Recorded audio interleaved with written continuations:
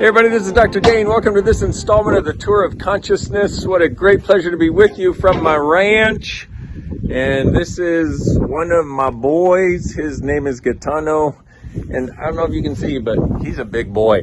And just being out here, oh look, they're either going to kiss or bite each other. Let's see. Okay, horsey loving. That's, yeah, you know, it's almost like they're like, yeah, this is what we do. So what is the tool for today? Well, number one, sorry about the wind. Let me turn this on, see if that works. Sorry about the wind. I just wanted to share a bit of this beautiful space with you. And on that note, one of the things that has created so much space in my life personally and continues to is Access Consciousness Bars. We have Global Access Bars Day, the 8th annual Global Access Bars Day that is occurring on Saturday. And wanted to let you know about that, and wanted to see, the thing is, bars quite literally saved my life 20 years ago, and I had been looking and looking and looking. I was a seeker, as a lot of you know, and what happened was I got to a place where I was going to end it if things didn't change. I had one session of bars, an hour and 15 minutes. After starting this session, I went from depressed and suicidal to having a sense of gratitude for being alive and a sense of space and peace that I kind of have out here at the ranch around the horses, because they have such an amazing sense of space, as does our earth. You know, they're kind of like earth on top of the earth energy. And I just wanted to sort of put that in your world, because I was talking about it with somebody. I was being interviewed the other day, and I was talking about it, and I realized, goodness, that was a friggin' miracle.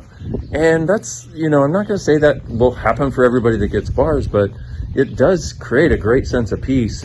And so what are the things that are available in your life that actually create a sense of peace, create a sense of ease, and how miraculously could things change if you allowed them to? And what would be possible if you realize that it doesn't have to take 20 years. It doesn't have to take meditating in a cave for the rest of your life. All these things that we think it has to take, what if it didn't? What if there's way more easy ways of changing things? So right now, what I would suggest is just look at a couple things you want to change and just say, hey, universe, whatever's out there that will contribute to me, can I have these change with ease, please? And show me a miracle, and then go live your life and see what shows up. It may take a day, a week, a month, 3 months, who knows? But we've been making change so hard, and just remembering back to 20 years ago when I first had my bars run. Hello, buddy. Just remembering 20 years ago to when I first had my bars run, I realized, wow, that was one of the major indications to me of how quickly things could change when I was willing to have it. Before that, I obviously wasn't willing to have it. You know why? Because I didn't have it. Now, that's not to try to make you wrong if you feel like you're not having it, okay? Just an acknowledgement that when you're ready to have it, things can change instantaneously.